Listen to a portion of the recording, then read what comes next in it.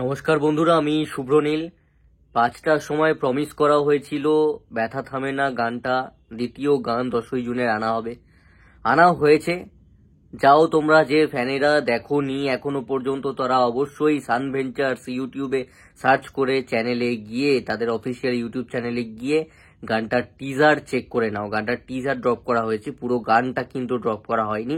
18 সেকেন্ডের একটা teaser drop করা হয়েছে। এবার কেমন লাগলো যদি বলি, দেখো গানটা শুনতে ভালো লেগেছে। আমার যেটুকু মনে হচ্ছে এই গানটা প্লেস করা হবে কিন্তু সিনেমার যখন কোনো টুইস্ট অ্যান্ড টার্নের জায়গা আসবে, বা ছবিতে হয়তো সৌরভদার যেগুলো আমরা দেখেছি পালিয়ে যাচ্ছে বা মার্ডার হচ্ছে, বা সৌমিত্রিষার বাড়িতে ঢুকে এসছে, বা সেই সময় হয়তো পুলিশ আসছে, আমরা এর আগে প্রিভিয়াস কিছু সংলাপ শুনেছি ট্রেলারে, তখন হয়তো পালাচ্ছে বা কিছু সৌরভ দাস পালিয়ে বাঁচছে কারোর হাত থেকে। কেন পালাচ্ছে, কি বৃত্তান্ত, সেটা তো সিনেমা হলে গেলে আমরা বুঝতে পারবো। ছবিটা যদি আমরা দেখতে যাই তবে গিয়ে জানতে পারবো।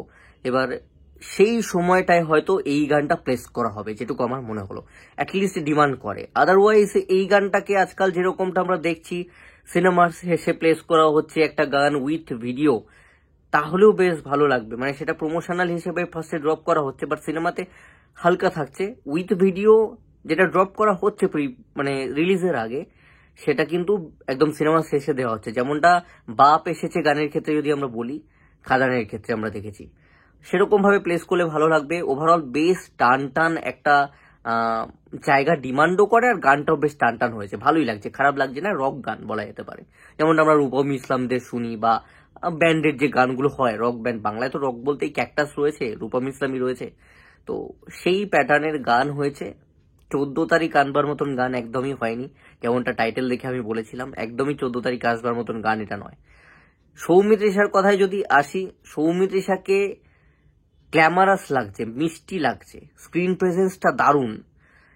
সৌরভদার কথায় যদি আসি, যেটুকু দেখলাম, সৌরভদাকে দুর্দান্ত অভিনেতা লাগছে, খুব ভালো এক্সপ্রেশনগুলো যাচ্ছে।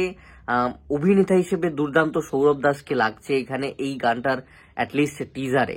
এবার নতুনত্ব কিছু কিন্তু নেই, মানে এখানে যে গ্লিমসগুলো আনা হয়েছে, যে অংশগুলো আমরা দেখছি, সেগুলো আমরা প্রিভিয়াসলি দেখেছি, ট্রেলারে দেখেছি, তো নতুনত্ব নেই। কিন্তু এই গানটার সাথে সাথে না, যখন পালানো সিনটা দেখা যাচ্ছে, বা ওই যে বন্দুকটা মাথায় ধরছে, সৌমিত্রিষার এক্সপ্রেশন, হ্যাঁ, এই সমস্ত মিলিয়ে মিশিয়ে তখন বেশ ভালো লাগছে। ওই যে উৎকণ্ঠাটা ওই যে ফেসের মধ্যে যে ফুটে উঠছে সৌরভ দাসের, বা সৌমিত্রিষার যে ভয়টা যখন বন্দুকটা ধরলো, যে এক্সপ্রেশনটা, তার সাথে গানটা বেশ ভালো লাগছে। মানে আমি ফুল ভিডিওর জন্য এক্সাইটেড হয়ে গেলাম, ভালো লাগলো আমার। তো তোমরা যারা দেখোনি তারা গিয়ে দেখতে পারো, বেশ ভালোই প্রমিসিং লাগছে এখন থেকে।